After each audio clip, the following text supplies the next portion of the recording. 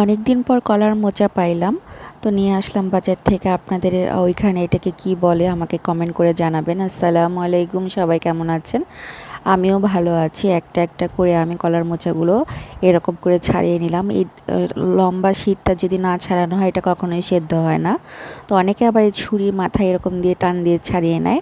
তো আমি সবগুলোই কুচি কুচি করে কেটে নিলাম, কারণ অনেকে হয় কি এই কলার মোচাটা ভালো করে কেটে ধুয়ে এরকম করে সিদ্ধ করে পাটায় বেটে নেয়। যেহেতু আমি ছুরি দিয়ে করব, আর আমি এটা আজকে বানাবো চিংড়ি মাছ দিয়ে, তো হলুদ আর লবণ দিয়ে খুব ভালো করে এটাকে সেদ্ধ করে নিলাম। তারপরে দিয়ে দিলাম কড়াইয়ে তেল, পেঁয়াজ, মরিচের গুঁড়া, হলুদ, ধনিয়া, জিরা, আদা, রসুন, আর দিয়ে দিলাম চিংড়ি মাছ।